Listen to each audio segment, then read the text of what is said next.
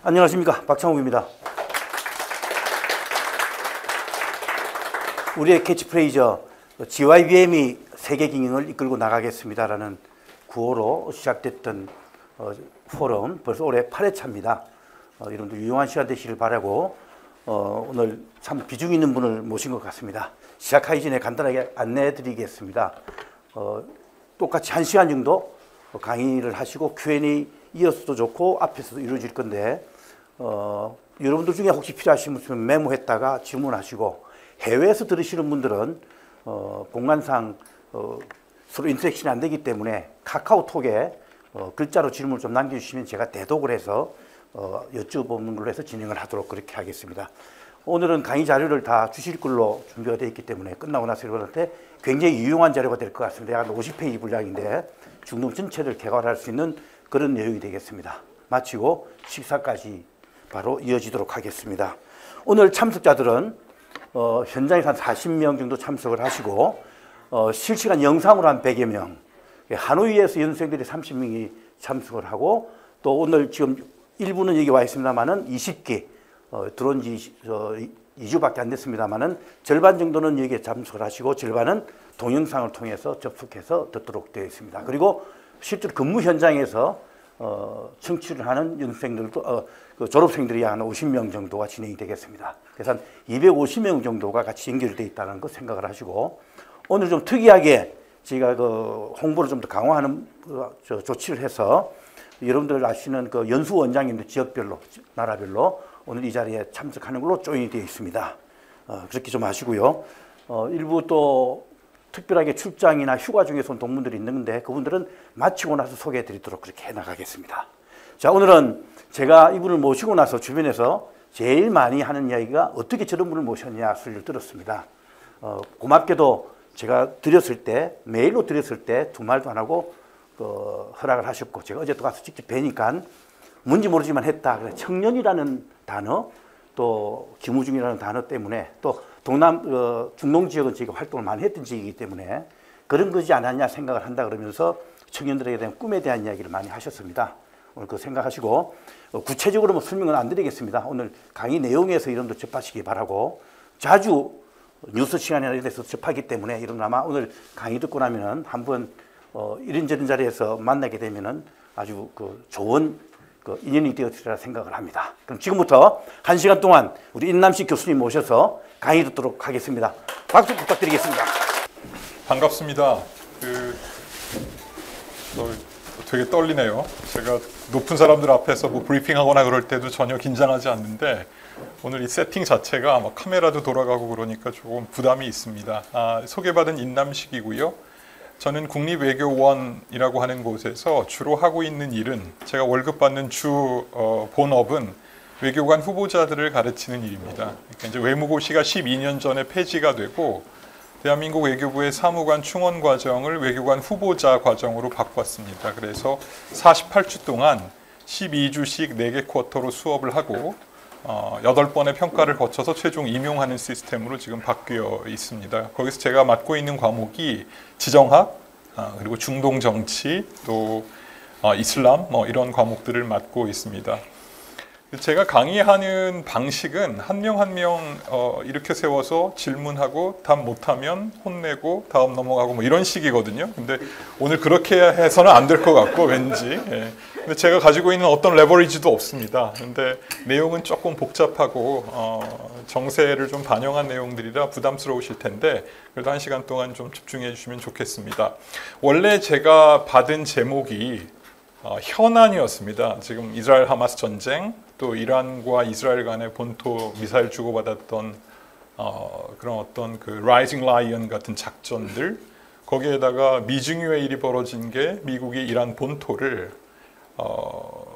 타격했죠. 37시간 날아와서 B2 폭격기가 주요 시설에 벙커버스터 14기를 투하하면서 사실은 이거 아마겟돈 아니냐? 이런 이야기가 나올 정도로 일촉즉발의 위기까지 치달아 올라왔습니다. 지금도 여전히 해소되지 않고 분쟁과 갈등은 계속되고 있고 가자 역시 6만 1,000명의 주민들이 죽었고 여전히 지금 기아와 기근 속에서 인류의 어떤 재앙의 현장이 계속 펼쳐지고 있습니다.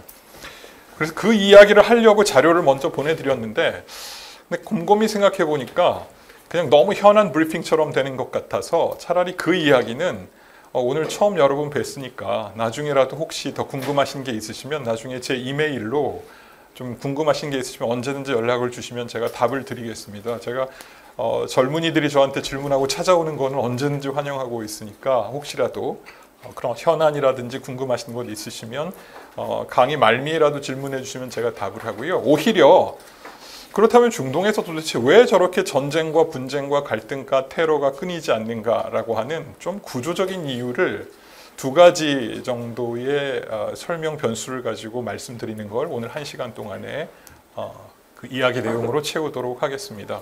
중간에 이렇게 툭툭 치고 들어오시면서 질문을 해주셔도 좋은데요. 어떤 방식도 상관없습니다. 궁금하신 게 있으시면 반드시 해소하고 가주시면 좀 좋겠습니다. 짧은 시간이지만 다시 한번 좋은 자리에 초대해 주셔서 정말 감사드리고 오늘 인연으로 계속해서 중동과 관련해서 여러분들이 조금 익숙하게 접근할 수 있는 그런 계기가 됐으면 좋겠습니다. 강의를 시작하기에 앞서서 이 지역을 통괄하는 중요한 3가지의 개념이 있습니다. 너무 기초 같긴 하지만 그래도 잠깐 정리하겠습니다. 미들 이스트라고 하는 개념이 있고요. 저거는 지리적 개념입니다. 그런데 저 단어 자체는 학문적으로 적확한 개념은 아닙니다. 왜냐하면 지금 저희가 흔히 중동으로 통칭하는 지역은 저희 입장에서 보면 결코 이스트가 아니라 웨스트에 가깝기 때문입니다. 그러므로 한 지역을 방위로 표현하면서 굉장히 상대적인 위치를 설정했는데도 그 특정한 상대 방위를 마치 고유명사처럼 사용했다고 하는 것은 학자로서는 받아들이기 어려운 개념입니다. 저희도 사실은 우리가 극동이란 말 잘 쓰지 않습니다.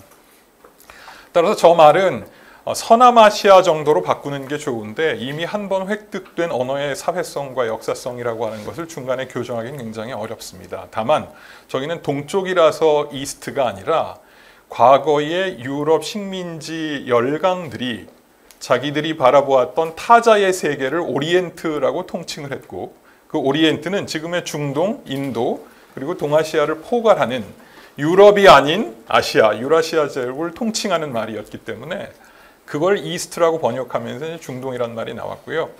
오늘은 시간이 많지 않아서 일일이 저 의미를 깊이 파고 들어가진 않겠지만 저 말은 유럽의 소위 유대 기독교 문명권이 타자를 바라보는 일종의 편견과 어떤 그 인식의 하나의 그 조합 틀이라고 하는 게 이스트 또는 오리엔트에 담겨 있다고 볼 수 있고 그게 이제 에드워드 사이드라고 하는 콜롬비아 대학 교수가 70년대에 오리엔탈리즘이라고 하는 책을 통해서 서구 열강이 자기들이 아닌 일종의 피정복의 대상으로서의 타자화라고 하는 약간 철학적인 의미가 담겨 있는 그런 배경도 있습니다.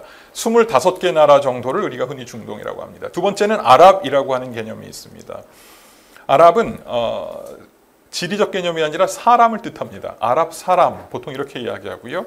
그럼 아랍이라고 하는 게 뭐지? 이렇게 질문을 하면 그냥 우리가 흔히 생각하는 그냥 아랍인의 어떤 외양을 가진 특정한 인종적 배경을 떠올리기가 쉬운데 그렇지 않습니다. 아랍은 언어 공동체입니다. 그러니까 아랍어를 모국어로 쓰는 사람들은 전부 아랍인입니다. 그리고 22개 나라에서 아랍어를 모국어로 씁니다. 그러다 보니까 아랍어는 유엔에서 사용하는 6대 공용어 중에 하나이고요. 그래서 여러분들이 이제 동남아 특히 베트남에 이제 특화된 좀 교육을 받고 계시지만 혹시라도 나중에 여유가 되시면 아랍어도 한번 좀 공부해 놓으시면 굉장히 경제적인 언어가 되죠. 22개 아랍 국가를 갖추면 어디서나 통용되는 언어입니다. 그런데 아랍어에는 2가지 특성이 있습니다. 셈계 언어의 공통적 특성이긴 한데 첫 번째는 뭐냐면 오른쪽에서 왼쪽으로 씁니다. 그리고 숫자는 또 왼쪽에서 오른쪽으로 쓰고 보통 그렇게 합니다.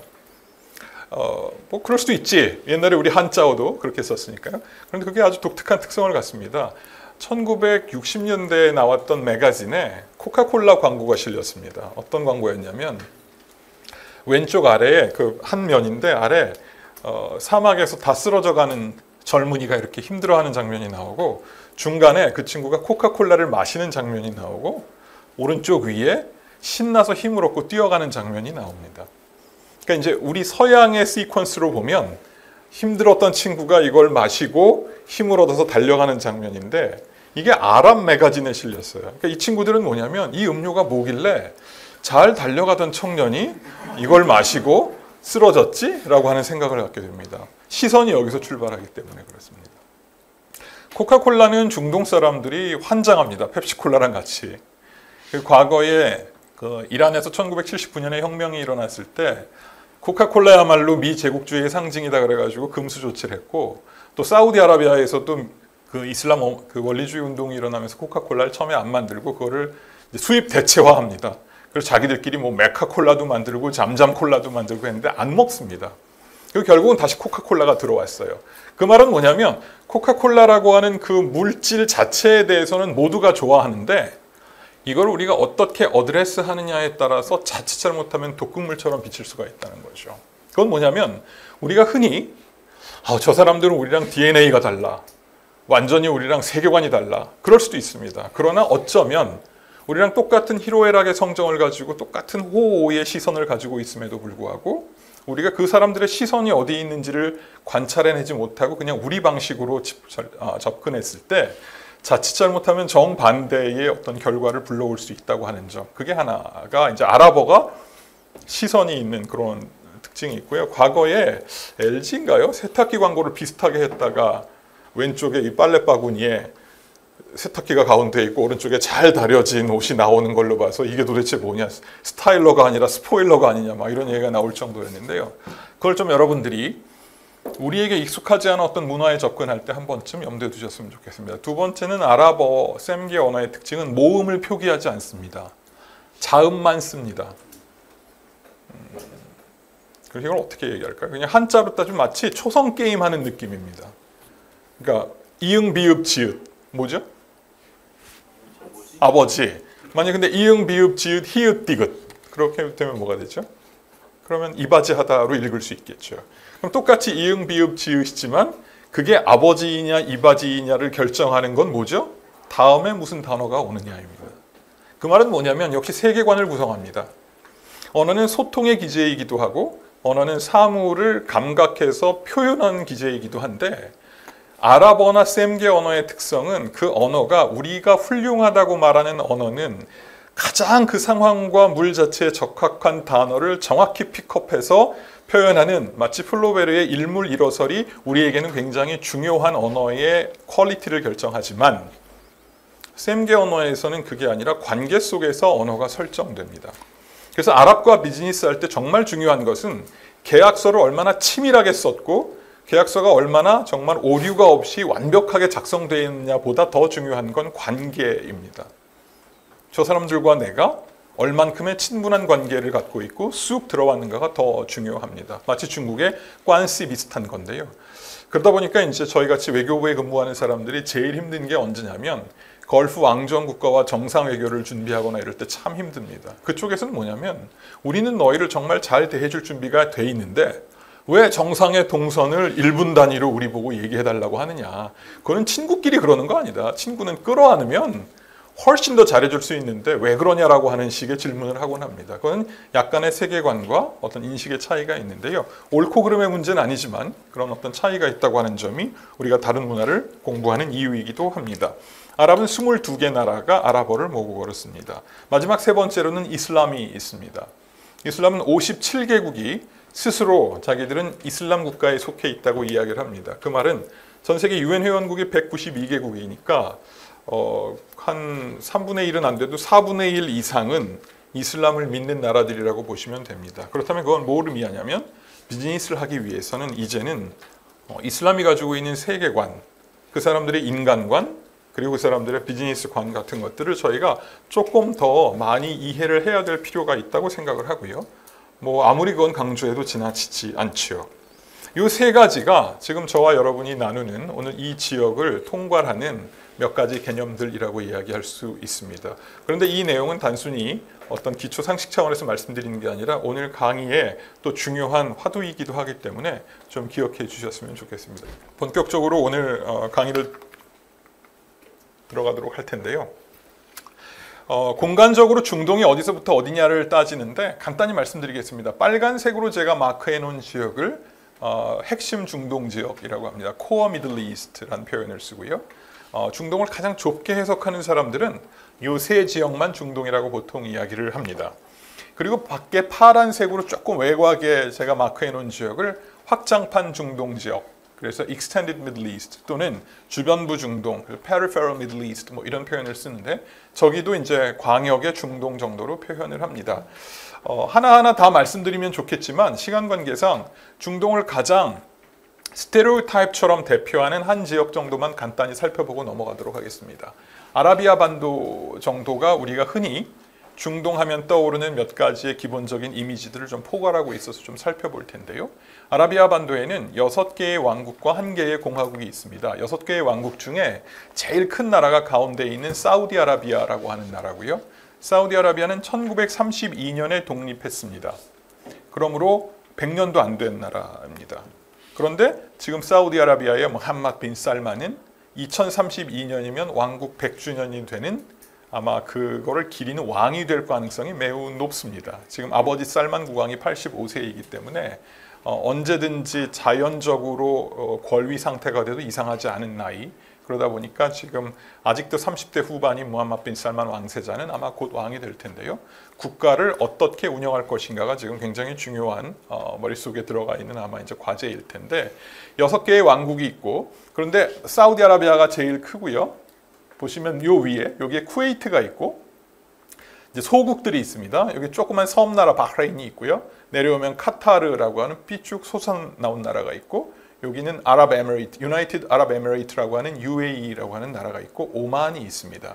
여기도 다 절대 왕정 국가들입니다. 우리에게 익숙한 공화국이나 또는 입헌 군주제가 아니라 absolute monarchy, 군왕이 절대적 권력과 재산권을 행사하는 국가라고 보시면 되고요. 굉장히 잘 삽니다. 참고로 저는 1997년부터 2002년까지 아까 소개받은 대로 영국 북동부 잉글랜드에 있는 더럼이라고 하는 대학교에서 박사학위를 받았습니다. 제가 공부했던 그거는 특정한 학과가 아니라 그러니까 인터디스플리너리로 학자 간 연구를 하는 그 인스티튜트에서 이제 학위를 받았는데 120명 정도 되는 박사과정 학생이 있었고 60명 정도는 영미권 또는 유럽에서 온 소위 서양 사람들, 나머지 60명 정도는 아예 아랍에서 온 중동 사람들이었고 동양에서 온, 그러니까 동아시아에서 온 사람은 저와 지금 대만 정치대학 교수하는 친구, 그다음에 일본 외무성에서 온 친구 하나 정도밖에는 없었고 대부분은 아랍계 아니면 이제 소위 서구 기독교권에서 온 사람들이었습니다. 그런데 이제 제가 있었던 학교에는 아랍에서 온 친구들이 주로 왕족과 귀족들이 많았고요. 저는 아랍에미레이트의 그 국왕과 같이 박사 과정을 시작했습니다. 술탄과 시작을 했고요. 그래서 제가 지금도 아부다비 출장 가면 술탄 친구 왔다고 되게 잘해줍니다. 1997년에 입학 동기이죠. 근데 문제가 하나 있습니다. 어떤 문제냐면 저는 술탄을 너무 잘 아는데 그분은 저를 전혀 모릅니다. 딱 2번 봤습니다. 입학할 때 1번 보고 졸업할 때 1번 봤습니다. 학교 안 옵니다. 왜냐면 저게 다스려야죠. 그러니까 왜 학위를 하는지는 잘 모르겠지만 근데 아무튼 학위 과정에 그거를 언제 오냐? 여름방학 때 옵니다. 자기 나라 더우니까 한 달 정도 와서 시내에 있는 메리어트 호텔 전부 독채로 전세 내고 애들 다 풀장에서 뛰어놀게 하고 자기는 방에 있으면 교수님들이 들어가서 가르치고 나오고 이런 시스템입니다. 이거는 영국이나 유럽이니까 가능합니다. 우리에게 익숙한 미국식 학제는 코스워크 시스템이기 때문에 수강 신청을 해서 수업을 듣고 그걸 통과해야 논문을 쓰지만 유럽은 도제식 교육이기 때문에 도착하는 날부터 논문을 씁니다. 그리고 1:1 수업을 합니다. 튜토리얼 시스템을. 그러니까 그게 가능했죠. 근데 재밌는 건 이 양반이 한 번 왔다 가면 학교가 바뀌어요. 그러니까 첫 해에는 전 캠퍼스의 모든 그 복사기를 새 걸로 바꿔줬습니다.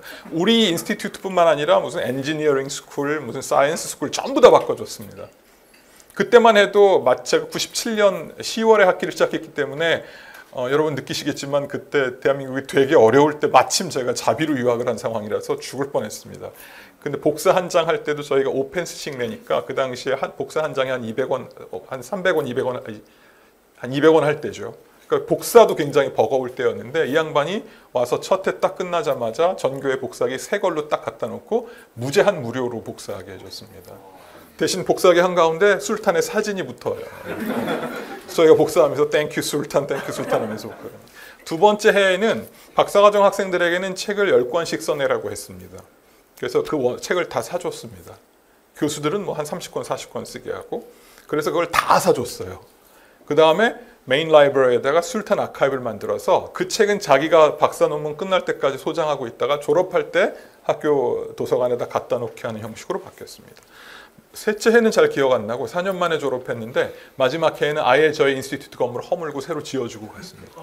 이게 가능한 이유가 뭘까요? 바로 아라비아 반도 동부, 우리가 알하사라고 하는데 저 지역에 우리 강영원 사장님 잘 아시겠지만 세계 최대의 가와르 유전부터 시작해서 저희가 석유의 밭이었습니다. 지금도 그렇습니다. 그러다 보니까 20세기 중반을 관통하면서 전 세계 석유의 거의 절반에 가까운 물동량이 페르시안 걸프에서 호르무즈를 통해서 나와서 전 세계의 산업 발전의 혈맥처럼 작동을 해왔고 그러다 보니까 이쪽에 자리를 잡고 있던 소국들, 주로 근데 이 나라들은 1970년대 초에 독립합니다. 사우디만 32년에 독립하고 쿠웨이트 조금 일찍 하고 아랍에미레이트, 카타르, 바흐레인 이런 나라들은 72년에 독립합니다. 그러니까 이런 나라들은 그냥 사막 한가운데서 처음에 자맥질해가지고 진주조개 캐서 팔고 이러다가 어느 순간 갑자기 부가 확 늘어나게 된 신생 부국이 된 거죠. 그러다 보니까 어떤 딜레마가 있냐? 우리가 흔히 이야기하는 자원의 저주 비슷한 게 있고 또 하나는 뭐냐면 우리가 흔히 경제학으로 그 정치 경제학자 중에 석유 경제학자 중에 지아코모 루치아니라고 하는 사람이 만든 이론 중에 렌티어 스테이트, 지대 국가라고 하는 게 만들어집니다. 즉 부모님으로부터 예를 들어서 빌딩을 물려받으면 자기가 굳이 일을 하지 않아도 임대료만 가지고 먹고 살 수 있는 나라들이 있는데 딱 이 나라를 우리가 그 렌티어 스테이트, 지대 국가라는 표현을 씁니다. 그래서 rent seeking behavior, 지대 추구 행태라고 하는 거죠. 그건 뭐죠? 굳이 부가가치를 사람들이 머리를 쓰고 또는 몸에 힘을 줘가지고 허리띠 졸라매면서 일을 통해서 프로덕트를 만들어낼 필요가 없는 나라였던 걸 의미합니다. 그런데 지금 산유국들은 공통의 위기에 처했습니다. 어떤 위기냐? 이제는 두 가지 위기인데 자기들이 거의 준 독점처럼 과점 형태로 공급했던 석유, 그래서 석유 수출국 기구를 만들어가지고 특히 사우디 같은 경우에는 하루에 거의 200만 배럴에 달하는 증산과 감산 역량을 통해서 국제 유가를 좌지우지해왔던 그 파워가 이제는 석유의 거의 무한 공급자와도 비슷한 새로운 서플라이어가 나타났고 그게 미국의 셰일 혁명 때문이었습니다. 중동의 파워가 분명히 내려갔고요. 또 하나는 더 큰 구조적인 변화인데 기후변화로 인한 탄소 중립의 시대가 도래하고 있다라고 하는 점이 아랍 걸프 왕정의 굉장히 중요한 지금 고민의 지점입니다. 그러다 보니까 지금 이 새로운 리더들은 과거 선왕들처럼 한포고복하면서 그냥 즐기면서 살 수 없는 시대라고 하는 걸 절감하고 있고 그럼 어떻게 변화해야 되지?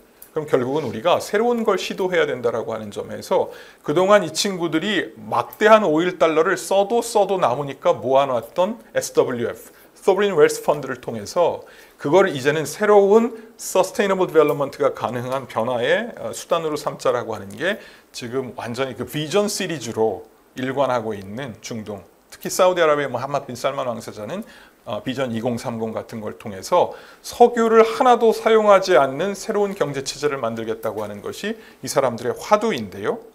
그동안 이 중동 국가들은 주로 영미권 컨설턴트를 통해서 국가 운영을 해왔는데 자기들이 반추해보니까 많은 도움을 받았고 발전하는 것까지는 좋았으나 우리가 그동안 이 친구들한테 좀 속은 것 같다라고 하는 정서가 없지 않습니다.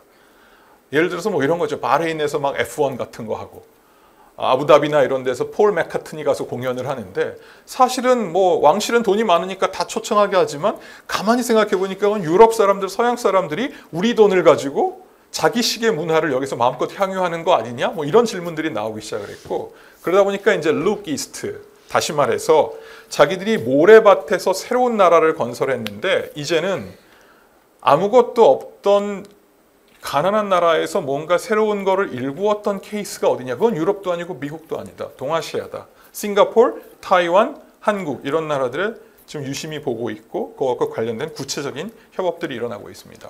또 하나 아라비아 반도를 설명하는 변수는 이슬람이 있습니다. 이슬람은 정반대 방향이죠. 그 히자즈 지방이라고 하는 곳인데 저기 메카라고 하는 도시가 있습니다. 이슬람의 발원지입니다. AD 610년에 그 당시 40세였던 선지자 무함mad이 메카 외곽에 있는 히라 평원에 있는 동굴에서 명상하다가 지브릴이라고 하는 천사가 성세는 가브리엘이죠. 지브릴이라고 하는 천사가 나타나서 알라의 계시를 받았다. 그 계시를 그대로 따라하고 내려와서 읊어서 그걸 구술한 게 쿠란이라는 거죠. 쿠란은 읊다라고 하는 동사의 명사형입니다. 그래서 이제 그게 이슬람의 계시의 일종의 birthplace, 탄생지다 보니까 메카는 19억 모든 무슬림들의 마음의 고향입니다. 그래서 하루에 5번 새벽 파지르 예배부터 밤 이샤 예배까지 무슬림들은 메카 방향으로 반드시 기도하게 되어 있습니다. 그리고 일생에 한 번 이상은 반드시 이슬람력 12월 하츠의 달에 메카에 직접 가서 5일 이상 머무르면서 이슬람 성지 순례를 하는 것이 이슬람의 5대 의무 중에 하나다, 이렇게 이야기할 수 있습니다. 그래서 메카는 더 이상 어떤 그 고유명사로서의 특정 지역을 상징한다기보다 몬못의 중심지라는 걸 표현할 때 일종의 보통명사처럼 사용되기도 합니다. 그래서 메카가 아라비아 반도를 상징하는 굉장히 중요한 그 지역이라면, 이슬람과 석유라고 하는 것이 우리가 흔히 중동하면 떠오르는 양대 이미지인데, 그게 바로 아라비아 반도가 가지고 있는 일종의 하나의 특성이다라고 이야기할 수 있고요. 나머지 지역은 넘어가도록 하겠습니다. 자, 오늘 강의는 그러면 아까 말씀드렸던 것처럼 중동에서 왜 분쟁이 끊이지 않지? 라고 하는 것에 관한 답입니다.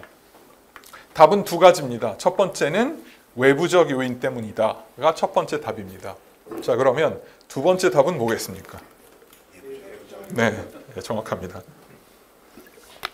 그러면 외부적 요인이 뭔가부터 좀 보도록 하겠습니다. 지도를 잠깐 봐주시죠. 제가 중동이라고 표현하는 나라들을 이렇게 지금 25개 나라를 마크해 놨습니다. 마크해 놨는데요.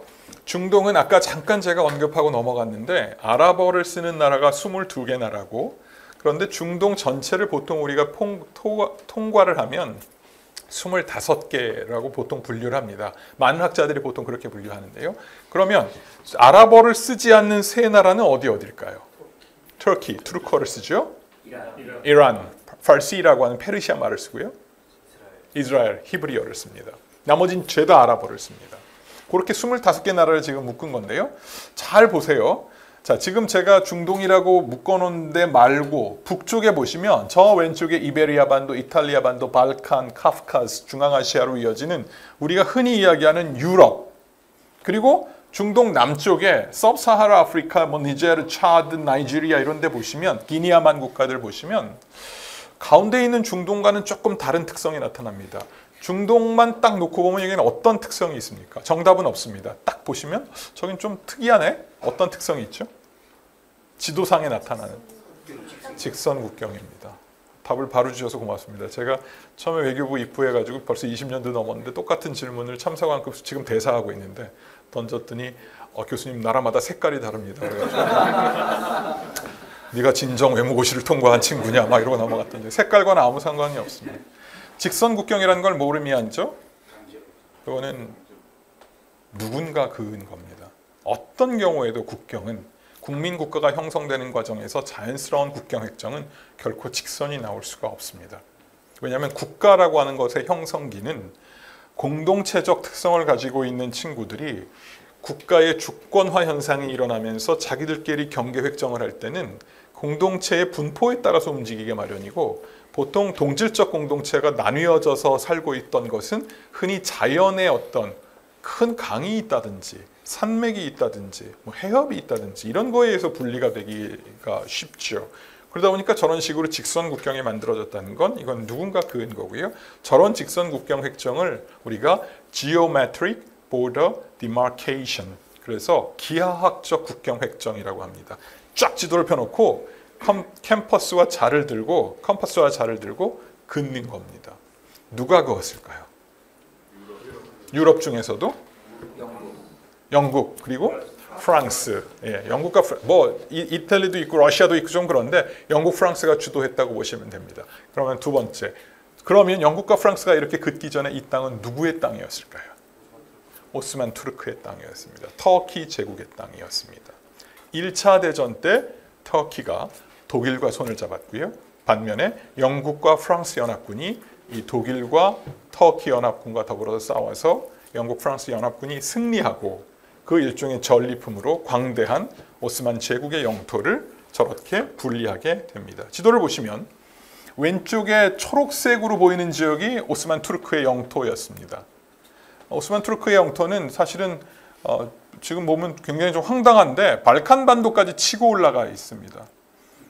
그러다 보니까 저게 이슬람 제국이다 보니까 지금도 발칸 반도는 유럽임에도 불구하고 보스니아라든지 알바니아 이런 나라들은 무슬림 국가입니다. 그래서 나중에 유고 연방이 해체됐을 때 세르비아의 슬로보단 밀로세비치 이런 사람들이 해체돼서 나가는 이슬람 공화국들에 대해서 인종 청소, 굉장히 비극적인 일들이 벌어졌던 게 그게 이제 보스니아 헤르체고비나 또는 코소보 사태 이런 일들이 벌어졌었죠. 점점 색깔이 진해질수록 현대로 오는 거고요. 결국은 터키로 지금 딱 국한되어 있는데 저런 하나의 제국이었던 땅이 이렇게 국가로 나뉘게 된 겁니다. 요건 뭐 시간이 없으니까 좀 넘어가고요. 요거는 좀 보셔야 됩니다. 중간에 보시면 사이크스-피코 합의라고 있는데요. 이게 뭐냐면 영국과 프랑스가 자, 우리가 이 전쟁에서 1차 대전에서 이기면 이 오스만 투르크의 광대한 영토를 요렇게 나눠갖자라고 하는 비밀 합의를 맺은 게 바로 프랑스와 조르주 피코라고 하는 프랑스 외교관과 그리고 마크 사이크스 경 영국의 고위 외교관 둘이 만나가지고 보시면 저 위에 제일 파란 데는 프랑스가 직할 통치라고 중간에 파란 데는 시리아와 레바논이라는 나라를 만들어서 프랑스의 일종의 꼭두각시 국가를 만들고 빨간 데는 영국의 직할 통치하고 실제로 저거는 1970년대 초까지 저렇게 이어졌고요. 분홍색은 이라크란 나라와 요르단이라는 나라를 만들어서 영국 말을 잘 듣는 나라로 만들자라고 하는 것이 사이크스-피코 합의였고 저 두 사람에 의해서 저대로 되진 않습니다. 나중에 뭐 여러 가지 우여곡절 끝에 국가라고 하는 것이 만들어지게 됩니다. 그런데 이 국가라고 하는 게 만들어지는 과정이 왜 문제였냐? 1차 대전이 진행되는 과정에서 중동 전선에서 주로 싸웠던 영국은 사막에서 싸우려니까 죽을 맛이었어요. 특히 아라비아 반도나 이런 데서 터키군과 싸우려니까. 거기가 다 터키 영토니까. 그러다 보니까 야 이거 우리는 해군이 주력 부대인데 이 프랑스 애들은 다 서부 전선에서 독일과 자기들과 익숙한 땅에서 싸우는데 우리는 사막에서 싸우려니까 죽겠다. 그러므로 우리 힘 가지고는 안 되니 로컬들하고 같이 싸워야 되겠다 싶어서 저 보시면 오른쪽에 있는 사람이 헨리 맥마흔이라고 하는 그 당시 카이로에 있던 고등판무관, 우리 따지면 대사입니다. 하이 커미셔너인데 이 사람이 누구한테 자꾸 가가지고 이렇게 꼬드기냐면 아까 잠깐 지도에서 보았던 메카의 태수였던 샤리프 후세인, 저 후세인이란 사람이 메카 지역의 일종의 그 하심 가문의 일종의 족장이었어요. 편지를 보냅니다. 뭐 어떤 편지였냐? 반란 일으켜라 제국에. 아랍이 반란을 일으켜주면 우리랑 손잡자. 그랬더니 처음에 들은 척도 안 해요. 오스만 제국이 얼마나 관용의 제국이고 이스탄불의 술탄이 우리한테 얼마나 잘해줬는데 우리가 다 자율권 가지고 수백 년 동안 내가 메카의 태수로서 잘 살아왔는데 굳이 반란할 생각 없음. 이렇게 보내요. 다시 보내요. 10차례 편지가 오가면서 영국이 나중에 뉘앙스에 어떤 내용을 담냐면 만약에 너희가 우리를 도와서 전쟁에 참전하게 되면 반란을 일으켜주면 그래서 터키군을 물리치면 아랍의 통일 왕국을 만들어서 너희에게 주마. 이게 후세인 맥마흔 커리스폰던스라고 하는 거였습니다. 그때 이제 보니까 전황이 영불연합군에게 유리하게 돌아가는 게 명확히 보이거든요. 그러니까 후세인이 잘 됐다. 차라리 그러면 갈아타자. 술탄에게 미안하지만 반란 일으키자라고 하면서 아랍 리볼트가 일어났고 그러면서 지금 전쟁이 수행되고 있었던 차에 둘이 따로 만나요.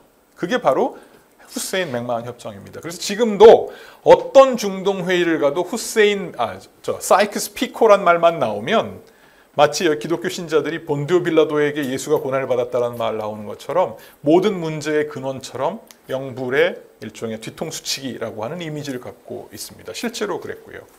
결국은 이기죠. 이때 이제 후세인 맥마흔 합의에 의해서 서한에 의해서 영국의 유명한 연락 장교가 카이로에서 아랍에 파견돼서 아랍 반란군들과 열심히 같이 싸워서 터키군을 물리치죠. 그게 누구죠? 그게 아라비아 로렌스죠. 그 영화 보시면 이 맥락이 다 나와 있습니다. 발포어 선언 넘어가고요. 자, 그러면 이렇게 자의적으로 국경을 획정했을 때 거기 살고 있는 사람들의 의지와는 전혀 상관없이 누군가가 나타나서 갑자기 금을 그으면서 국가라고 하는 걸 만들어냈을 땐 크게 두 가지 부작용이 발생합니다. 첫 번째 부작용은 오랫동안 하나의 국가를 만들고 살아왔던 공동체가 창졸간에 찢어지는 경험을 하게 됩니다. 멀리 갈 필요 없습니다. 한반도가 그런 경험을 했습니다. 광복 이후에 갑자기 냉전의 기미가 한반도에 밀려들면서 북이 38도 선을 근거로 북쪽에는 공산주의 진영이, 남쪽에는 자유주의 진영이 포진하게 되는 그 냉전의 프론트라인이 한반도에서 만들어졌죠. 그거는 한국 사람들의 의지와 상관없이 그렇게 만들어졌고, 모르긴 몰라도 한반도에서 평생 살아왔던 우리 조상들은 38도 선을 근거로 이쯤에서 국가가 분기될지도 모른다는 생각을 한 사람은 역사상 단 한 명도 없었을 겁니다. 그건 지형지물을 반영하는 산이 아니었기 때문에 그렇습니다. 근데 중동은 어떻게 된 거죠? 22개의 아랍으로 찢어지기 시작합니다. 국경에. 물론 북서아프리카는 훨씬 더 먼저 19세기에 프랑스가 들어와가지고 이제 더 그걸 했지만, 어쨌든 주로 이쪽 동쪽 중동 지역은 막 찢어지기 시작을 합니다. 가장 대표적으로 공동체의 분할이 막 생겨난 케이스가 왼쪽에 보시는 쿠르드족 사례입니다. 저기 노란색 점 하나가 쿠르드족 100만 명입니다. 그래서 쿠르드족은 지금 어떻게 되어 있죠? 터키 동부 산악지대에 1800만에서 2000만 명 정도 되는 쿠르드족이 살고 있습니다. 여러분 요새 유튜브 많이 보시면 제 친구이기도 한데 알파고란 친구 가끔 나올 겁니다. 그 친구가 저기 쿠르드족 출신입니다. 그리고 시리아 북부에 200만 정도에 되는 쿠르드족이 시리아 동북부와 서북부에 이렇게 나란히 있고요. 이라크 동북부에 우리 옛날에 이라크에 갔던 자이툰 부대가 주둔했던 아르빌, 거기 아르빌, 술레이마니아, 도훅, 이 3개 이라크 주에 쿠르드족들이 500만에서 600만 정도가 살고 있고요. 또 이란의 자그로스 산맥 동부 사면에 800만에서 1000만 명 정도 되는 쿠르드족이 살고 있습니다. 3년 전에 혹시 여러분 뉴스에서 보셨는지 모르겠는데 22살 이란의 여성이 가족과 함께 자동차를 타고 테헤란으로 여행을 가다가 도덕경찰에 의해서 불신 검문을 당했는데 히잡을 잘못 쓰고 있다는 이유로 하루 구류를 살다가 의문사하는 일이 일어납니다. 마흐샤 아민이라고 하는 22살 여성이었는데 그 친구가 바로 쿠르드족 출신입니다. 그러니까 이란도 하나의 거대한 동일한 집단 같이 보이지만 거기도 소수민족들이 굉장히 이게 부글부글 끓고 있는 나라라고 보시면 되죠. 근데 어쨌든 저렇게 4개 나라의 쿠르드족이 찢어져 버립니다. 더 문제는 뭐냐면 한반도도 분단이 된 아픔을 갖고 있죠. 그런데 쿠르드족의 분단은 한반도는 그래도 남한이건 북한이건 대한민국이건 북한이건 다 한국 사람들의 나라였잖아요. 쿠르드족은 4개 나라로 찢어졌는데 전부 다 소수민족입니다.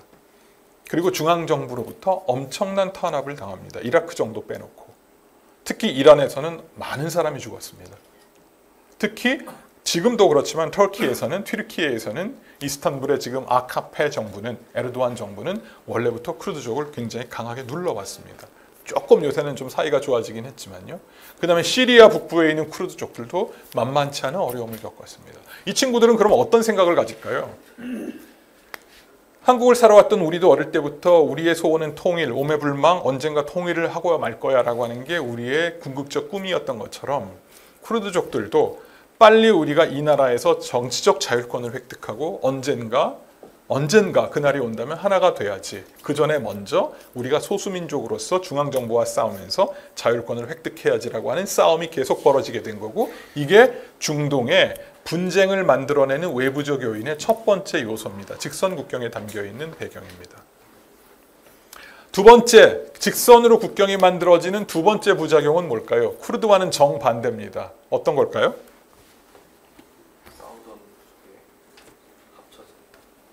예, 조금 더 쉽게 말하면 너무 긴장하지 마시고요. 네, 뭐 비슷한 건데요. 한마디로 원수들을 하나로 모아놓는 겁니다. 아직 지금 직장생활 하고 계신가요? 아직은 아닌가요? 네. 직장생활 하시면 가끔씩 이렇게 인사이동이 납니다. 그럼 부서 발령이 나거든요. 그럼 어떤 경우에도 싫은 사람이 있습니다. 그러니까 늘 마음에 드는 사람만 있는 거 아니에요. 혹시 학교 다니면서 팀플 같은 거 할 때 팀플 하는 그 팀에 항상 프리라이더 있고 스포일러 있게 마련인 거죠. 국가가 만들어졌습니다. 근데 국가가 딱 만들어졌는데 그 안에 말도 섞고 싶지 않은 종족, 부족, 민족들이 하나의 나라로 묶이는 일들이 만들어지게 됩니다. 자의로 딴 사람들이 와서 국경을 긋다 보니까. 이라크를 보겠습니다. 여기 지금 이라크거든요. 어이구, 흔들리는군요. 동북 쪽에 있는 아까 말씀드린 술레이마니아, 도후크, 아르빌 3개 주에는 초록색은 쿠르드족입니다. 빨간색은 수니파 아랍입니다. 이 크림색은 시아파 아랍입니다. 그래서 쿠르드족 20%, 수니파 20%, 시아파 60%가 하나의 나라로 묶였습니다. 여러분, 이라크 그러면 되게 오래된 나라 같죠. 시리아 그래도 되게 오래된 나라 같고, 요르단 그래도 굉장히 오래된 역사적으로 막 문명의 어떤 근원 같은 나라인데 천만에 아닙니다. 그 나라들은 역사상 존재한 적이 없습니다. 전부 20세기 중반에 만들어진 나라들입니다. 신생국입니다. 그리고 이라크란 나라가 만들어진 겁니다. 영국이 자기들이 좀 관할하는 나라를 딱 만들어서 금을 이렇게 국경을 만든 다음에 여기에 수니파, 시아파, 쿠르드족 대표 족장들을 모은 다음에 바그다드에서 영국의 판무관이 고등판무관 대사가 이렇게 얘기합니다. 얘들아, 이제부터 새로운 나라가 만들어졌어. 따라해봐. 이라크. 이러는 거예요. 이 사람들이 이라크 그러는 거예요. 근데 이게 뭐예요? 아랍어로 왓단이야. 왓단.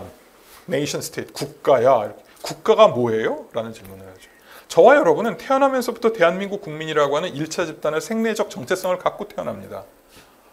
그러니까 국가가 아니면 우리는 되게 패닉일 거예요. 나에게 여권이 없다? 마치 그 톰 행크스가 나오는 터미널 같은 영화 보시면 어느 날 갑자기 국적이 날아가면서 막 그 오갈 데가 없는 사람이 되는 게 되잖아요. 어떻게 국민이 아닐 수가 있어라는 생각을 했는데 이 사람들은 국가라고 하는 걸 경험해 본 적이 없었어요. 오직 뭐였죠? 제국의 신민이었어요. 1299년부터 시작돼서 지중해 남부와 동부와 발칸반도까지 광활하게 펼쳐졌던 오스만 제국의 이스탄불 술탄에게 세금을 내는 거대한 태평양과도 같은 바다에서 알아서 살고 있던 사람들이에요. 오스만 제국이 600년 가깝게 제국을 유지할 수 있었던 힘은 뭐였냐면 flexibility, 유연했어요. 다시 말해서 우리는 이슬람의 제국이야. 술탄은 무슬림이야. 그러나 여러분 이스탄불 가보시면 독특한 특성이 술탄 아흐메드 모스크, 그러니까 블루 모스크가 있지만 하기야 소피아라고 하는 소피아 콘스탄티노플에 있던 동로마 제국의 심장과도 같았던 예배당을 허물지 않습니다. 오히려 그걸 놔두고 400m 앞에다가 블루 모스크를 새로 만듭니다. 뭐였냐면 공존의 가치를 알고 있었어요. 술탄 메하메드 2세 같은 사람들은. 그러니까 오스만 제국은 뭐냐면 너네가 기독교인이야? 믿어. 유대교인? 얼마든지 유대교 전승 사용하면서 살아. 그 대신 조건이 있어. 우리가 이슬람 제국이니 지즈야라고 하는 인두세, 머릿수대로 세금만 조금 더 내. 120% 정도 돼요. 그러니까 무슬림들이 100을 내면 120 정도 내면 돼요. 그럼 내죠. 그러면서 자기들의 자기 정체성을 유지하면 되는 거죠. 대신 조건이 있어. 너네가 유대교인도 좋고 기독교도 좋고 조로아스터도 좋고 토템도 좋고 애니미들 뭐든지 좋은데 대신 너네가 종교가 다르거나 인종이 다르다는 이유만으로 제국 내에서 서로 싸움이 벌어지면 그때 우리가 둘 다 죽여버릴 거야.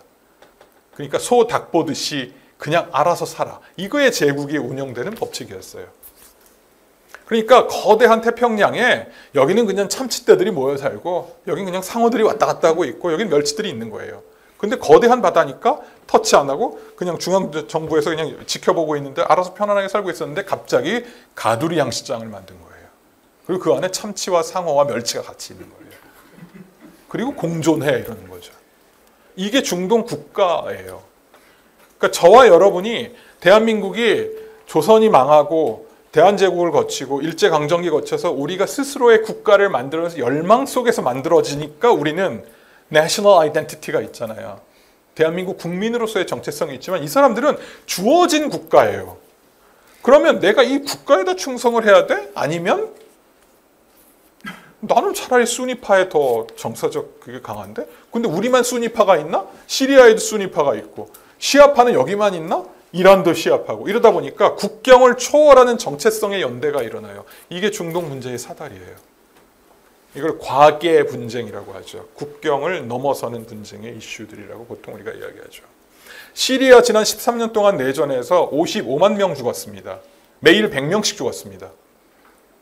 3일에 한 번씩 세월호가 침몰했습니다. 13년 동안. 그리고 450만 명의 난민이 발생했고 730만 명의 IDP, Internally Displaced Persons라고 하는 국내 피난민이 발생했습니다. 전 인구의 절반 이상이 집을 떠나서 어떤 이유로든 유리방랑한 게 13년입니다. 우리 6.25 3년 겪어도 그 행오버가 아직까지도 이렇게 오는데 13년이면은 어마어마하게 긴 트라우마가 지금 만들어져 있어요. 다행히 지금 작년 12월 8일에 정권이 넘어가면서 이제 뭔가 좀 해보려고 하는 새로운 시리아가 되고 있긴 한데 아직도 갈 길이 멉니다. 시리아 내전도 간단해요. 가운데 수니파, 빨간 데가 알라이파, 시아파의 변종, 오른쪽 위가 쿠르드, 남쪽이 드루즈. 얘네들을 그냥 하나의 나라로 프랑스가 묶어버린 거예요. 그런데 힘은 누가 가졌다? 저 빨간색 전 인구의 9%밖에 안 되는 알라위파라고 하는 시아파의 변종의 권력을 갖다 보니 공화국이 되고 나서부터는 선거를 해야 되고 정당이 만들어져야 되는데 자기들이 집권하려면 단순 다수가 집권하는 게 공화국의 원칙이다 보니 다수인 75%의 수니파를 무자비하게 탄압합니다. 그건 이라크도 마찬가지. 사담 통치 18년이 바로 그런 거였어요.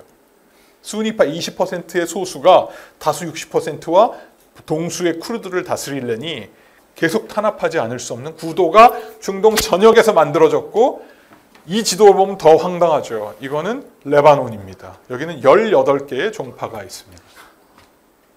안 싸울 수가 없죠. 75년부터 90년까지 내전이 벌어졌던 이유입니다. 아유, 큰일이네요. 이게 지금 제가 슬라이드가 50장인데 지금 4장 정도라. 두 번째, 지금까지는 그 외부적 요인이었고요. 자, 그러면 금을 외국 사람들이 와서 그어놓고 자, 잘 살아봐 해놓으니까 따라해봐 이렇게 그러고 잘 살라고 하는데 잘 살 도리가 없죠. 그 안에서 자기 더 혈연 정체성 또는 종파 정체성에 더 정서적인 그 연대가 일어났고 국가로서 자리 잡기가 어려워집니다. 그러니까 계속 내전인 거예요. 그 상황이 지금까지도 사실은 이루어지고 이스라엘 팔레스타인 똑같은 이슈입니다.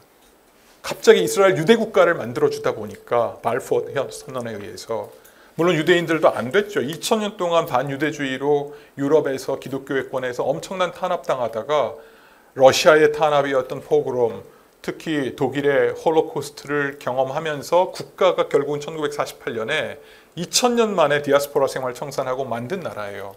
그때까지는 피해자였고 저는 이스라엘 국가의 탄생에는 정통성이 있다고 생각합니다. 그러나 들어와서 기존의 선주민이었던 팔레스타인과의 문제가 제대로 돌아가지 않다 보니까 일종의 인트루더, 침략자처럼 돼버렸고 선주민들이 난민이 돼서 나가는 현상이 발생하는 거죠. 이거는 저는 굉장히 비겁한 영국의 포석이었다고 생각합니다. 뭐 오늘 그 이야기를 제가 다 말씀드릴 수는 없고요. 자, 이게 이제 영국과 프랑스가 나쁜 놈이다. 맞습니다.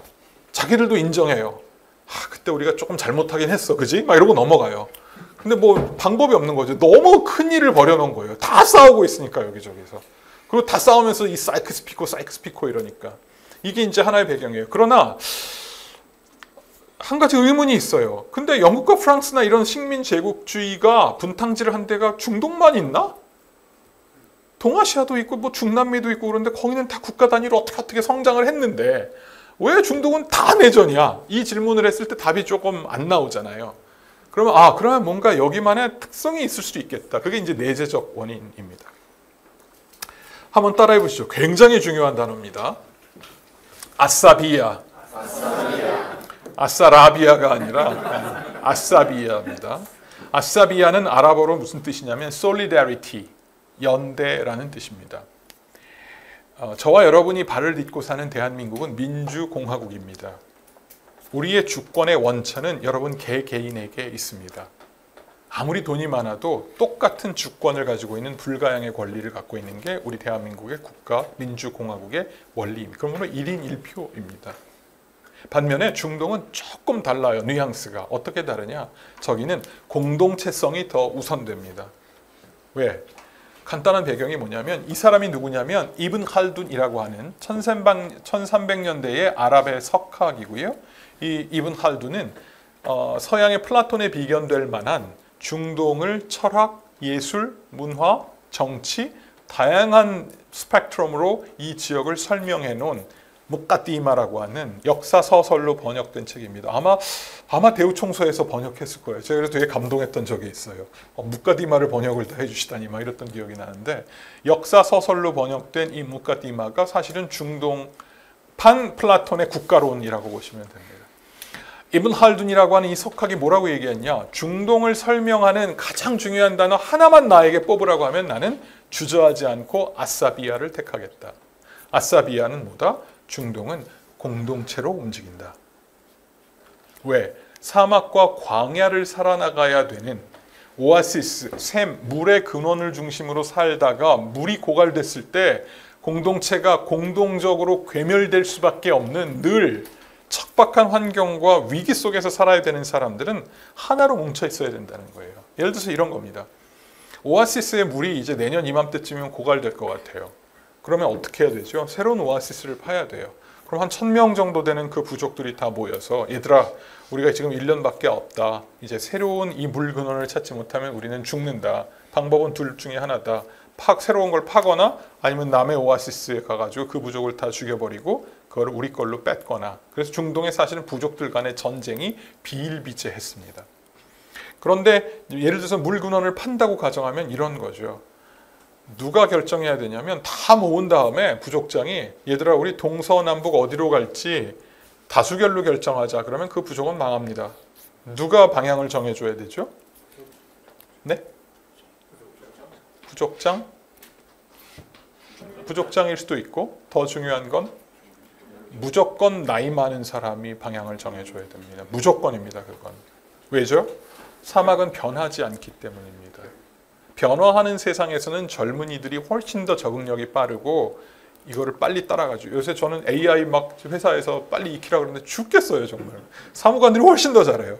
저 좀 가르쳐달라고 막 이렇게 하는데 못 따라가겠어요. 그러면 의사결정을 제가 보기엔 젊은이들이 해야 됩니다. 근데 사막은 아니에요. 사막은 변하지 않기 때문에 하루라도 더 사막에서 산 사람들의 말을 들어야 되고 그게 노인들입니다. 그래서 아랍어로 에미르, 유나이티드 아랍 에미레이트 할 때 에미르라고 하는 단어의 어원은 엘더, 나이 드신 분, 존자를 의미합니다. 사막은 무조건 하루라도 더 사막에서 불어오는 바람이 뺨에 맞을 때 그게 물기를 품었는지 안 품었는지를 아는 사람들은 연장자밖에 없습니다. 단 알츠하이머가 없다는 그 전제를 가정으로.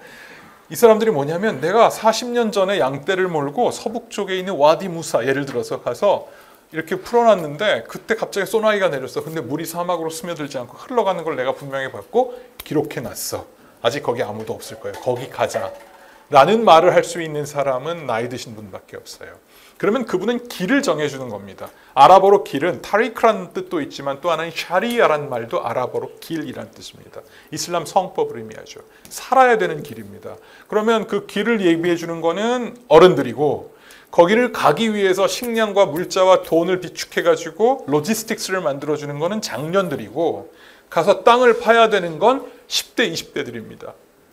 이게 뭐냐면 마치 우리가 옛날에 농사 지으면서 살듯이 어르신들이 지혜를 가지고 자 지금은 씨 뿌릴 때다, 지금은 김을 맬 때다. 그러면 이제 대가족들이 가서 살듯이 사막은 그래야만 생존합니다.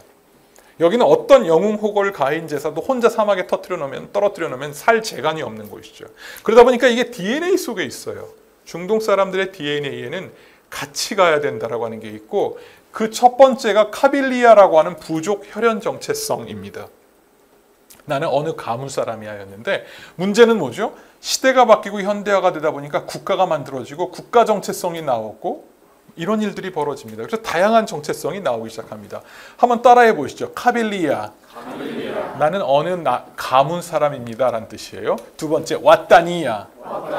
나는 어느 나라 사람입니다 라는 뜻이고요. 세 번째 까우미야. 나는 아랍 사람입니다 라는 뜻이고 네 번째 umma. 나는 무슬림, 나는 종교가 이슬람입니다라는 뜻이에요. 밀레는 중요하지 않으니까 넘어가고 요 네 개가 중동을 구성하고 있는 중요한 정체성인데 어떤 특성이 있냐? 저는 인시 가문의 사람이고 저는 대한민국 국민이고 저는 동아시아 사람이고 저는 크리스찬이에요. 이게 전혀 문제없이 여러 개의 페르소나가 상황과 장소와 환경, TPO에 따라서 바뀌어서 드러나요. 근데 중동 사람들은 하나의 올인해요. 사우드 가문 같은 경우에는 국가 얘기를 하지만 그 가문의 안정과 번영이 무조건 최고 우선이에요. 여기 혹시 뭐 전주 이씨 왕손의 후예가 계셔가지고 대한민국보다 나는 왕조의 복원이 더 중요해라고 하시는 분이 계실지는 모르겠지만 극소수잖아요. 아니에요. 여기는 근데 어느 하나에 올인해요.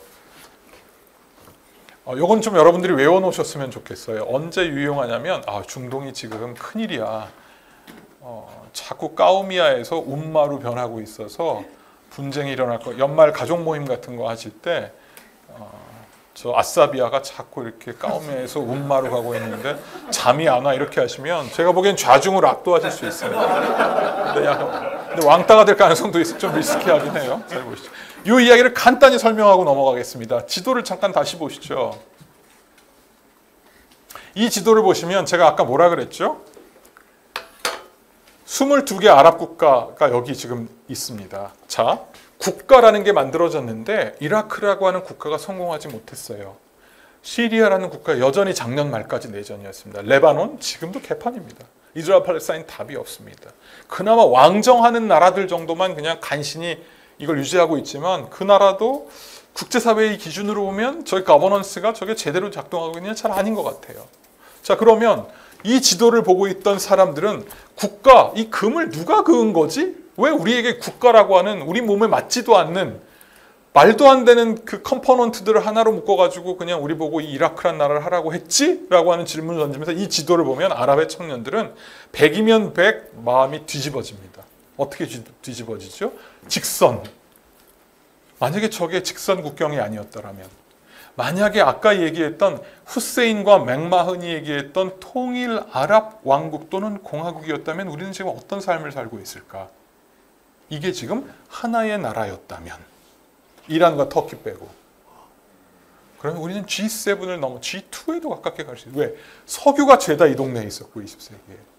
수에즈를 갖고 있고 메소포타미아 문명과 나일 문명의 거대한 관광의 자원 보고를 갖고 있는 거고, 이 세 가지는 석유와 수에즈, 호르무즈, 그리고 메소포타미아와 나일이라고 하는 세 가지는 아까 제가 말씀드린 렌티어 스테이트의 전형이에요. 자기들이 공장 지을 필요도 없고 비즈니스 할 필요 없이 관광하면 되고 통행세 받으면 되고 석유 팔면 되는. 야, 그러면 우리가 지금 어떻게 살고 그러니까 USA죠. United States of Arabs. 살았다면 G7을 넘어서는 파워풀한 나라가 되어 있을 텐데 왜 우리가 이 모양이야? 라고 생각한 거죠. 그러다 보니까 1952년부터 70년까지 아랍 민족주의가 불일듯이 일어나면서 아랍을 하나로 만들고자 하는 바트 운동과 나세리스트 운동이 일어났습니다. 사그라듭니다. 그리고 아랍 청년들은 다시 좌절합니다.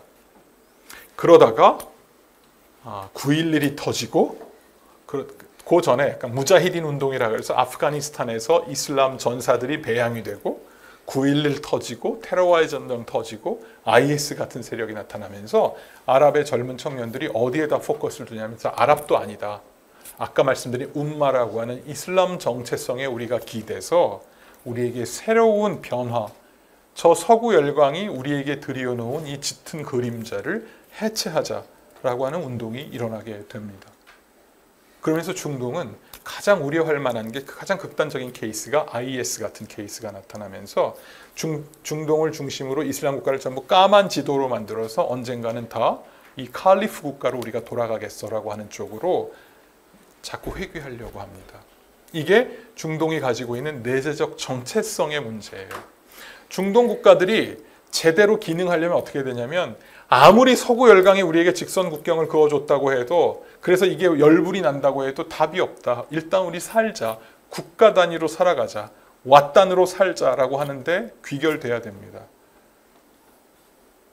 지도자들이 나타나서 우리에게 지금 주어진 이 국가가 역사적으로 정말 허물이 많고 답이 없고 제국주의의 산물이라고 하지만 오히려 우리가 여기서 멋진 나라를 구가해서 오히려 서구 열강을 더 앞서는 나라를 만들자는 쪽으로 지도자들이 와줘야 되는데 그걸 잘 못하고 오히려 풀뿌리에선 이슬람으로 이 세상을 통일하자라고 하는 극단주의자들이 나오고 자기들 안에서도 민주주의나 세속주의나 자유주의보다 오히려 이슬람 원리주의에 근거한 국가 통치 이념들이 막 나오고 있습니다. 그게 중동을 살아가는, 중동을 보는 분쟁의 두 가지 요인이라고 말씀드릴 수가 있는데요.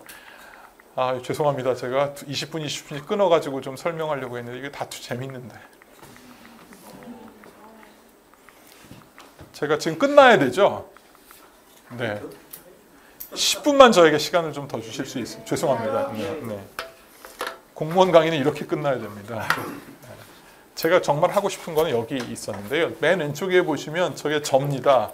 UAE 대학에서 7년 전에 강의했었습니다. UAE 대학 교수가 어느 날 저에게 이메일을 보내서 프로페서인 와서 우리 코리안 렉처 시리즈에 와서 한 UAE 관계를 좀 설명해 줬으면 좋겠어. 그래서 갔습니다. 가서 강의를 했는데 400명 정도 되는 광당이 꽉 차서 정말로 막 집중해서 보여줬어요. 그러니까 2시간 동안 전 굉장히 행복하게 강의를 했어요. 잘 끝나고 나오는데 담당 교수, 코디네이터 교수가 막 뛰어나오더니 사색이 돼서 제 손을 잡더니 프로페서인 정말 미안하다. 왜?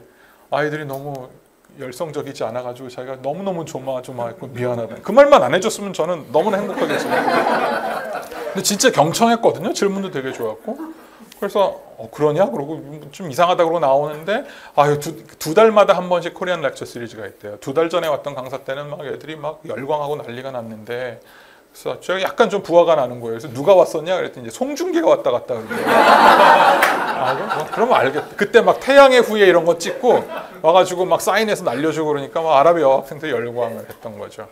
뭐 그건 알겠다. 근데 제가 물어봤어요. 왜 2달마다 어떻게 이런 걸 하냐? 너네 펀드가 있냐? 이렇게 펀드는 이제 대학에서 만들긴 했는데 그러면 차이나 렉처 시리즈 또는 무슨 뭐 저팬 렉처 시리즈가 있냐? 없대요. 오직 코리안 렉처 시리즈만 있대요. 그럼 왜 만들었냐? 그랬더니 자기도 모르겠대요. 학생들이 찾아오더니 이거 안 만들어주면 자기들 항의하겠다 그래가지고 난리를 쳐가지고 모아가지고 2달에 한 번씩 한국 사람들을 부른대요. 그럼 쟤네들은 왜 만드냐? 모르겠다. 한국에 완전히 빠져 있다는 거예요. 잘 이해가 안 가요? 제가 2017년, 18년에 예루살렘 히브리 대학에서 방문학자로 있었습니다. 거기서 수업을 하는데 딱 이런 세팅이에요. 한 10명 정도 되는 이제 세미나를 매주 했는데 앞에 앉아있는 이스라엘 히브리인 유대인 5명 여학생이 첫 시간에 3시간 동안 노트 필기도 안 하고 저만 뚫어지게 쳐다보는 거예요. 남자애들은 뒤에 앉아가지고 뭐 어떤 놈은 밥 먹고 밖에 쳐다보고 있고 여학생들은 딱 그러고 있는 거예요. 끝나고 나서 저를 찾아오더니 쭈뼛쭈뼛 질문을 하는 거예요. 어떤 질문을 하냐면 Professor In, are you a real Korean? I am 100%. 근데 why are you asking? 왜 물어보냐 그랬더니 자기가 아는 한국 사람과 좀 다르게 생겼다는 거예요. 누구를 아냐 그랬더니 뭐라고 얘기했는데 제가 잘 모르겠어요. 누군지. 나중에 알고 보니까 BTS 멤버였어요. 그러면서 제가 또 어쨌든 외교관 신분이니까 거기서 제가 어떻게 하겠습니까? 국가 이익을 생각해야 돼서 미안하다. 어디나 예외 없는 법칙은 없고 한국 가면 다 저렇게 생겼으니까 꼭 나중에 한번 서울 가봐라 이러고 나오긴 했었어요.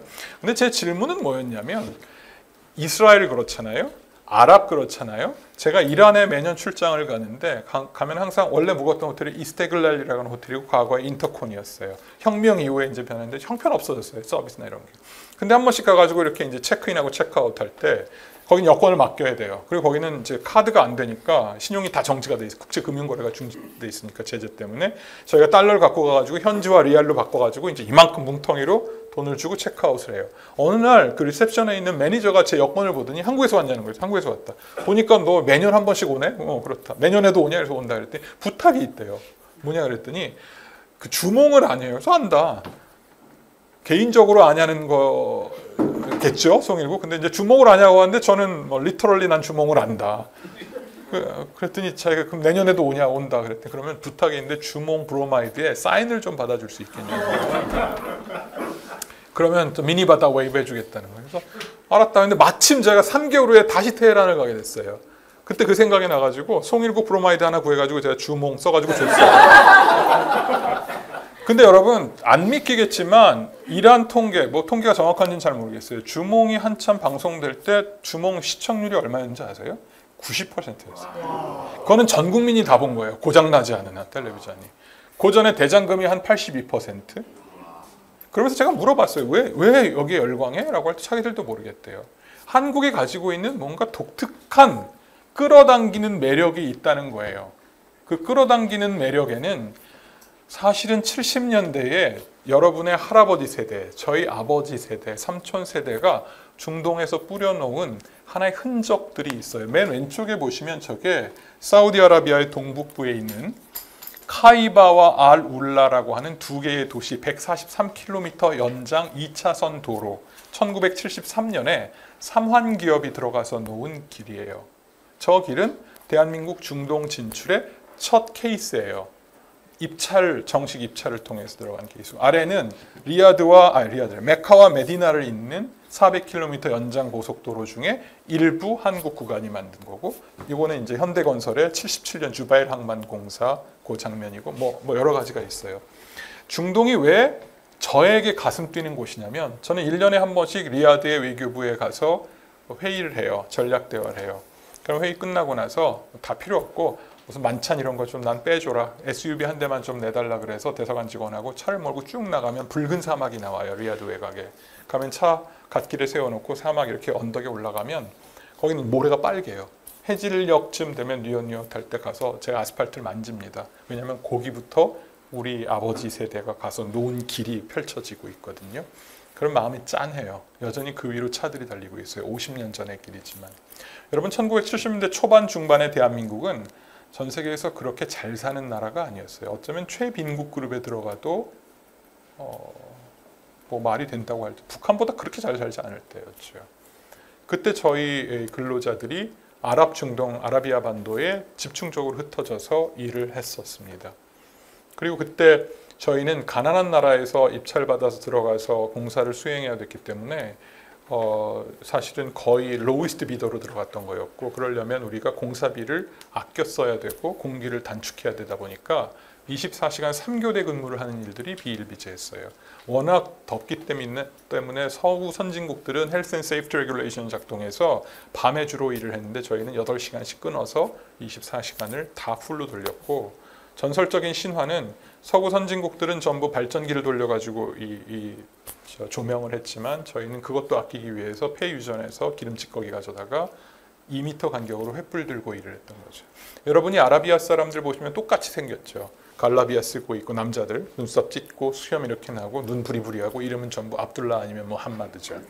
그 사람들이 한국 근로자들 보면 다 똑같이 생겨요. 키 작고 얼굴 새까맣고 머리 스포츠가리, 그 다음에 눈 약간 찢어지고 이름은 전부 김씨 아니면 이씨인데 아침, 점심, 저녁에 김씨와 이씨들이 일을 했고 빨리 끝냈던 거예요.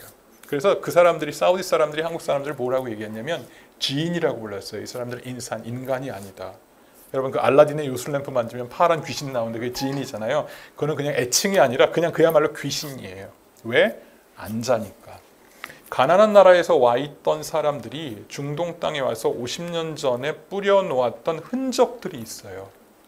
그 성실성과 열정으로, 물론 중간중간 노이즈도 없진 않았지만 그러면서 보여주었던 것들을 여전히 기억하고 있어요. 리야드 국제공항에 내리면 거기 왕실의 정관들이 나와서 프로페서인 그 킹 칼레드 국제공항인데 touch this 그래요. 저도 벽 만져보고 또 이래 에러로 나와요. 왜? 이거는 this building was built by your father 이렇게 나와요. 우리 기업이 들어가서 그게 도처에 깔려 있어요. 저에게 던져주는 화두는 뭐냐면 50년 전에 저희 선배들, 아버지 삼촌 세대들이 가난한 한국 땅에 와서 중동에서 지금 뿌려놓았던 땀과 눈물의 흔적들이 여기 이렇게 있다면 지금 우리는 수트를 입고 가가지고 이제 전 세계에서 10대 경제 강국으로 우리의 목소리가 높아져 있을 때 우리에게 그러면 지금 우리가 어떻게 땀을 흘려야 여러분 세대가 더 잘 살 수 있는지, 여전히 지금 우리가 누리는 이 프레스티지를 누릴 수 있도록 해야 되는 숙제가 뭔지를 계속해서 울려주는 게 붉은 사막에 있는 갓길이기도 하고 킹 칼레드 국제공항이기도 하고 카타르 도하에 있는 쉐라톤 호텔이기도 하고 여러 곳이 있다는 거죠. 죄송해요. 하고 싶은 말이 너무 많은데 지금 시간을 제가 한 10분을 더 오버하는 바람에 이 정도에서 좀 마무리해야 될 것 같습니다. 감사합니다. 여러분들 뭐 보통 눈빛이 보통이 아닙니다. 다른 어떤 분들 교수 강의보다 좀 고맙고요. 미리 말씀드린 대로 이제 다음번 9월 달에는 부산 시민이 됐습니다. 김우중과의 대화 책이 나왔던 게 그 저자이신 그 신장섭 교수가 오셔서 제목이 좀 아주 자극적입니다. 그 이후에 또 10년 동안 지켜봤더니만 어땠느냐 하고 제가 지금 화두를 던졌는데 그 제목을 몰고 온 겁니다. 대우의 세계 경영이 왜 성공했고 몰락했나. 김우중과의 대화 출간 10년의 회고와 미래라는 제목으로 지금 저한테 와 있습니다. 그래서 준비하고 계시고요. 신흥시장 계측의 승비진 교과서의 그 표상을 가지고 있다. 출간 후 반응과 드러난 새로운 진실을 보니 또 아마 많은 이야기를 흡수를 하고 자료도 쌓아둘 거로 생각이 됩니다. 마지막으로 대우와 김우중으로부터 무엇을 배워야 할 것인가에 대한 화두를 던질 것 같습니다. 우리 아마 GYBM 1, 2, 3, 4기들은 직접 강의도 들었는데 그 이후에는 이런 기회를 못 드렸습니다. 이제 지금 연생들 전부 다 이 책도 다시 탐독하고 있으니까 그걸 기반으로 해서 9월달 강의 기대하시길 바랍니다. 10월달은 제가 조금 한숨을 발을 빼겠습니다. 어떻게 보면 더 상위로 올라가는 개념인데 인문학자십니다. 독특하게 수학과를 서울대에서 공부를 하고 다시 철학 쪽으로 공부해서 인문학까지 해서 미국 스탠포드 대학에서 고전학 박사까지 받으신 분인데 최근에 이 분야에 뜨고 있습니다. 워낙 제가 주제를 던질 때 기술이 급진적으로 발전되니까 이런 속에서 인문학과 사람의 문제를 어떻게 우리가 고민하고 이게 산업과 제품을 만들고 하는 데는 어떤 식으로 투영되어야 될 것인가 제가 주제를 던져드려서 지금 고민을 하고 계십니다. 10월 달에 하겠다고 수락을 하신 상황이라는 것 참고하시기 바랍니다. 다시 한번 뜨거운 박수 하시면서 식사로 넘어가겠습니다. 감사합니다.